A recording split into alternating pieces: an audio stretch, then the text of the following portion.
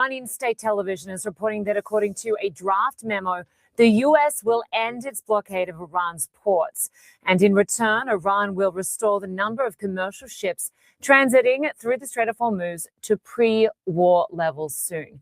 CNN's Oren Lieberman joins us now from Jerusalem with the latest. Oren, what are you learning about this draft memo being reported on Iranian state television?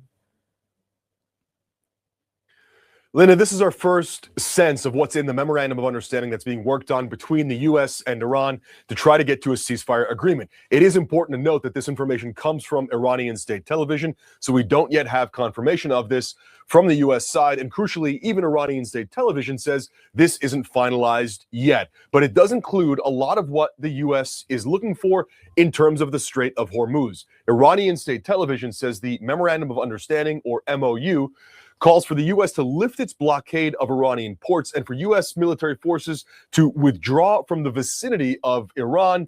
And in exchange, Iran would... Yeah, they're not doing that. So pretty much, yeah, they're not going to allow us to rebuild our bases. They want no more military bases around Iran. So all of our bases in the UAE, Saudi Arabia, Qatar, they don't want those around no more. AKA, we can't rebuild them, or we got to push them back to further away from Iran, or just completely remove our military presence out of the Middle East. And I don't think we're willing to do that to get the Strait of Hormuz open. I mean, I know a lot of people would hope that we would be willing to, but trust me, quite honestly, I think we'd rather go back to kinetic strikes to let Iran get that type of deal. Open the Strait of Hormuz and ensure that traffic through the crucial waterway is back to pre-war levels within 1 month. All that according to Iranian state television. Now, that's not it. In terms of monitoring the flow of traffic through the Strait of Hormuz, through which some 1/5 of the world's water flows, through which 1/5 of the world's crude oil flows, it would be up to Iran working with Oman to monitor and control that traffic, according to Iranian state television. That in and of itself may be unacceptable to the U.S. because that, in a way, leaves the Strait of Hormuz under partial Iranian sovereignty. And that, of course, has been a red line for the U.S. Now, Iranian state TV says this is still in the works. It's still being negotiated and it's not finalized. But Pakistan is mediating between the U.S. and Iran to try to get to some sort of agreement here. Now, there's a lot we don't know here. According to Iranian state television, it calls for the U.S. to withdraw forces from the vicinity of Iran. What exactly does that mean? Iran has called for the U.S. to withdraw forces from the broader Middle East. I think that's clearly not going to happen. So a lot depends on how Iran defines. I mean, yeah, like I said, it would be a complete concession. It'd be like we were retreating from Iran. It would literally be like we're running out of the Middle East because Iran told us so. And like I said, I think we'd rather go back to kinetic strikes and see if we can get them to get a complete surrender than let them do that. Pretty much chase us out of the Middle East just so we can get the Strait of Hormuz open. Yeah, like I said, as much as I want this war to be over with, I don't even want that. Vicinity, and whether the U.S. would even see it as acceptable that Iran and Oman are left monitoring and controlling traffic through the Strait of Hormuz. But this is a look at the MOU that's in the works here to try to get to a broader ceasefire agreement to end this war and to reopen the Strait of Hormuz. Linda, we have seen a trickle of traffic flowing through the strait. I believe there were about 24 ships or 25 ships that went through yesterday. That's still a fraction of pre-war traffic. And Oren, we know that the U.S. president is set to host a cabinet meeting discussing Iran in the coming hours. Do we know what exactly the U.S. will accept, and who is negotiating on behalf of the U.S. right now? In the end, it's almost certainly simply up to President Donald Trump himself. What is he willing to accept as part of an agreement here? Now, the red lines he's drawn are no highly enriched uranium remaining in Iran, and trying to... But here's the thing, though, and this is the problem with that demand, is either you're going to give up some sanctions. I mean, you're going to do some sanction relief. You're going to get money just like Obama did, and you will be able to get the enriched uranium, all of it, all 60%. All of it, that is 60%. And that's what we want. But let's be real, though. If he's not willing to release sanction or give them any type of sanction relief, then you're going to have to go back to kinetic strikes to see if you can get them to give it up by force. So there's only two paths here. It's either by diplomacy or by force. And we'd all rather go by diplomacy because force means boots on the ground. Let's just be honest here. We're not going to airstrike them into giving up that enriched uranium, especially with all these underground cities and bases. essentially end the nuclear program. Now, that's not in this. Iran has, through the means of this MOU and and its other negotiations, pushed that off to a later phase of negotiations. So it's really up to Trump in terms of what he would accept. Pakistan has been mediating here. We've seen Vice President J.D. Vance be a part of this, as well as envoys Steve Witkoff and Jared Kushner. Let's bring in Ali Fayez, who is the Iran Projector Director for the International Crisis Group. Appreciate your time today. Good to be with you. So I want to get your reaction first to the Iranian state television report about this draft agreement, including major concessions, the withdrawal and reduction of U.S. military presence, and of course, changes to maritime restrictions. How much of this reflects Iran's framing of a proposal rather than an actual negotiated draft? Look, it is most probably framed in a way that is tilted more to Iran's interests than is truly the case. I'm sure the Iranians are also making a lot of concessions that are pretty painful in order to get this memorandum of understanding. Both sides have done one key important thing here, which is to prioritize the urgent over the important. The urgent is reopening of the Strait of Hormuz, and removing both the Iranian blockade and the U.S. naval blockade. The Iranians would need it because they are not able to export their oil. The United States needs it because the energy prices. Actually, no, they don't need the blockade. They do not need the Strait of Hormuz to actually transport their oil. They can still transport their oil or end goods through the Caspian Sea, which they can get to Russia and China through. And then they can also just use their ally, Pakistan, which everybody is not really feeling right now. But yes, they can use their next door neighbor, Pakistan, to get right into Pakistan's next door neighbor, China. So they really don't need the Strait of Hormuz to get to their two biggest buyers. Keep hiking at this moment and would affect the president and his party's electoral chances in November. And so overall, this is in the interest of both sides. And then they are giving themselves time and space to negotiate over the next 60 days about the important issue of the future of Iran's nuclear program. Ask you about that because the Strait of Hormuz certainly seems to be the centerpiece of this draft framework. Why is maritime access being prioritized ahead of that key, very sticky issue of Iran's nuclear program? Look, because experience shows that given the degree of mistrust between the two sides, given the complexity of these issues, it is going to take quite a bit of time to negotiate a nuclear deal. Whereas, a lot of countries in the global south are going to run out of fertilizer if the Strait of Hormuz does not open in the next few weeks. Basically, hundreds of thousands of people might lose their lives around the world because of food security concerns. Yep. So this is a major problem and it has to be. I mean, bro, while they're going through food security concerns, we're just going to be going through heightened grocery prices. So yes, grocery prices are about to see a slight tick up. Hopefully a slight tick up is literally what happens. But yes, grocery prices are going to increase because fertilizer cost is also going to go up because we get a lot of that out of the Strait, ironically. And we kind of need that. And let's be real, these other countries who are not as fortunate as us, because like I said, we just see heightened grocery prices. They literally go without food and a famine can set in.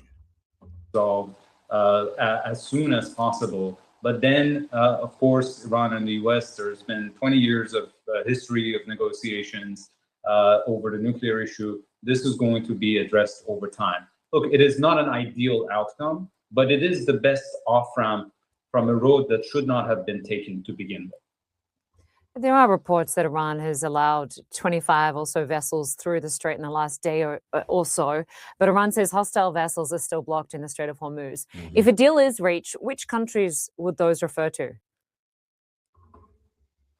Well, the United States and Israel, the two countries that launched a war against Iran. I think the Iranians are not going to allow U.S. warships to pass through, or not going to allow vessels associated with Israel to pass through.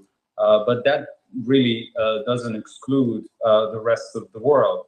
And again, here we're talking about 20% of global energy flows, 20% of fertilizer, helium, urea.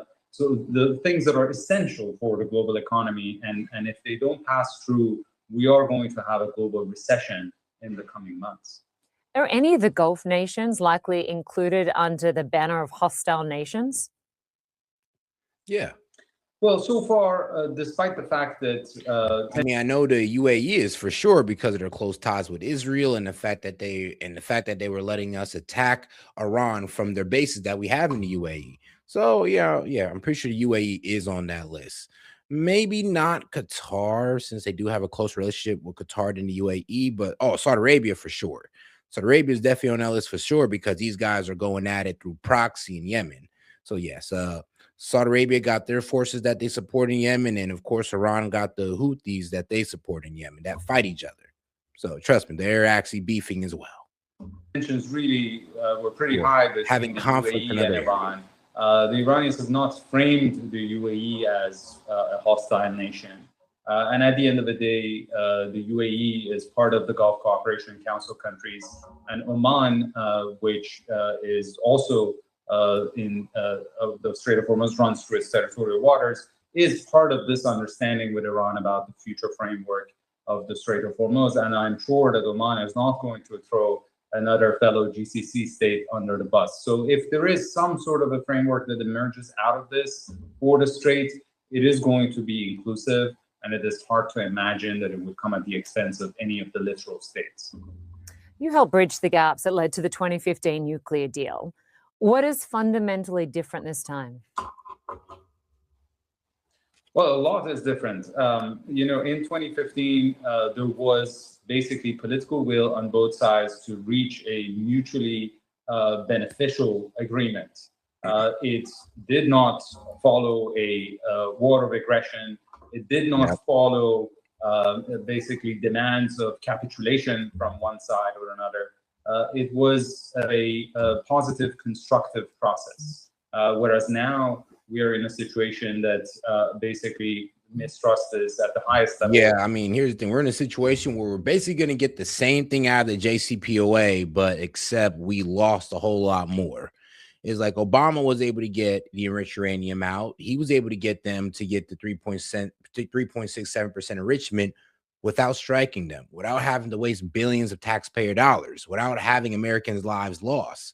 So I'm gonna be real with you. Like, when time tells it, the person who best dealt with Iran is going to be said Obama. And I'm gonna be real with you. You're gonna be looking pretty foolish if you say Trump, because if Trump does exactly the same thing, get their enriched uranium out, well, Obama was able to do it with less costs and no lives lost. Oh, and Iran didn't walk out basically controlling the strait.